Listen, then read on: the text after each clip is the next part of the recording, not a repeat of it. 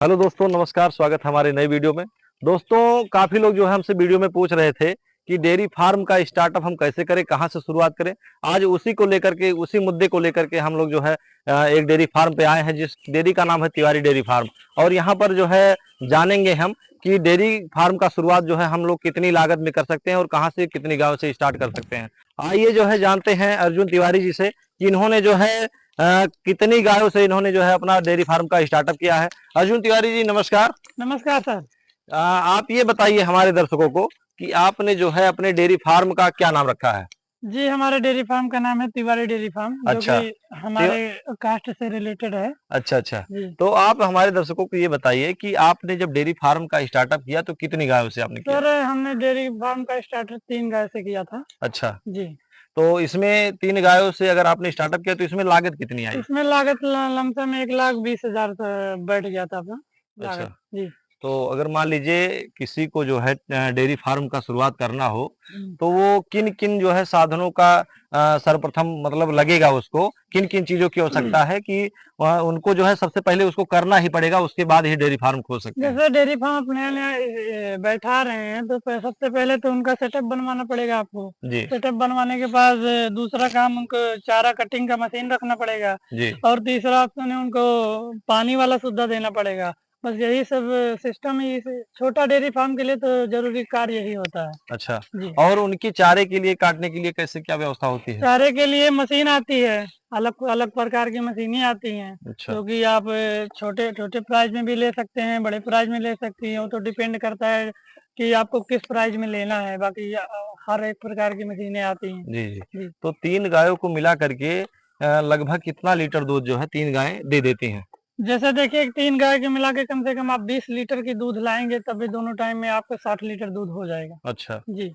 1 litre का price इसमें कितना चल रहा है 1 दूध का। लीटर का प्राइस 40 रुपए है। अच्छा अच्छा। जी। तो ये बताइए, जैसे मान लीजिए स्टार्टअप की बात चल रही है यहाँ पर जी। कि अगर डेयरी फार्म का स्टार्टअप करना है जी। तो उसमें किन किन चीजों का ध्यान देना होता है कि मान लीजिए अगर अगला कोई गया है जो है पशुओं को खरीदने के लिए, लेने के लिए, बिजनेस करने के लिए, तो जी। उसमें किन किन बिंदुओं पर ध्यान देना होता है कि ये बहुत ही जरूरी चीजें हैं। जैसे देखिए, पशुओं में जैसे अनेकों प्रकार की रोग होती है, जो कि टाइम टाइम से आती है। एक होता है जो भी खुरपका मुंहपका गया और तमाम प्रकार की रोग हैं, तो इनसे आपको ज्यादा ध्यान देके, जैसे कोई डेयरी फार्म में आता है, फिर कोई दूसरे डेयरी फार्म में गया, फिर आपके डेयरी फार्म पे आके इसको टच कर दिया, तो कीटाणु ऐसे चलते हैं। तो आपको ज्यादा कर ध्यान देना है कि कोई बाहरी बंदा आके आपके पशुओं को छूता है या फिर रुकता है, तो सबसे ज्यादा ध्यान आपको यही देना है, क्योंकि सबसे ज्यादा रोगित इसी से होता है। जी जी। जी।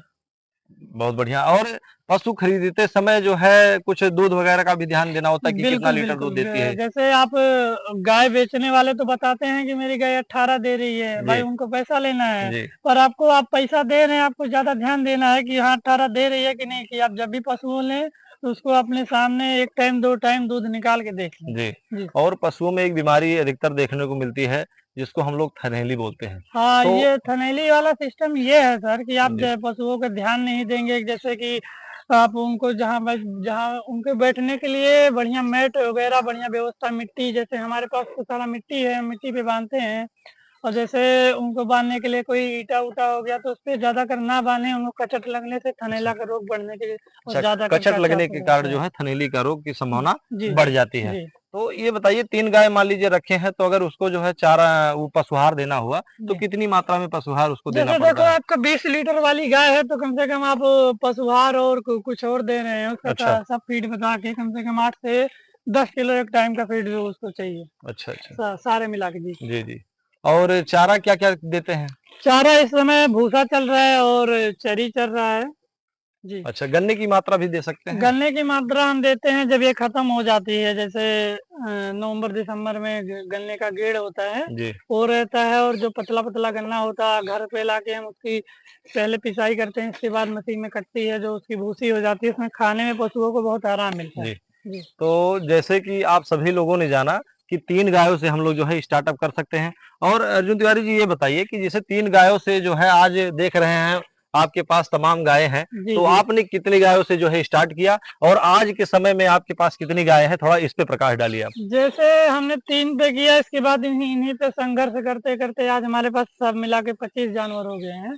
और इसमें हम उसको कोशिश करेंगे कि कम से कम 50 जानवर का डेयरी फार्म बना के रखें। बहुत बढ़िया, बहुत जी। बढ़िया।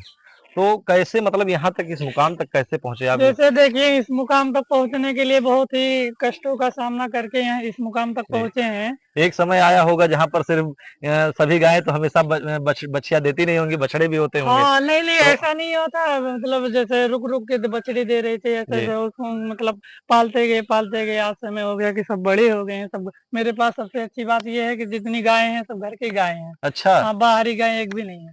मतलब जो यहाँ इनके बच्चे होते हैं, आप हाँ। इनको ना बेच करके जो है हाँ, ना बेच करके उनकी सेवा करते हैं, उनको पालते हैं और आज घड़ी में तैयार हो गए हैं, तो ये घर के इतनी बड़ी फार्म में मेरा सबसे ज़्यादा योगदान इन्हीं अच्छा, का है, जो कि मुझे एक हमारी गाय है जो हमारे घर का हम उसके लक्ष्मी बोलते हैं, वो 5 बछिया अच्छा हमको एक दी गाय है। का नाम जो आपकी लक्ष्मी है गाय का नाम। जी, जी। बहुत बढ़िया।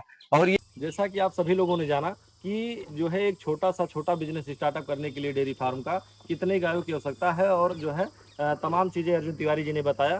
तो अगर आपको हमारा वीडियो अच्छा लगा हो तो जो है आप लोग जो है कमेंट करिए, लाइक करिए और सब्सक्राइब करिए। अगर कोई आपकी जो है कोई समस्या है या कुछ आप पूछना चाह रहे हैं डेयरी फार्म के बारे में तो जो है कमेंट बॉक्स में अपना कमेंट करें।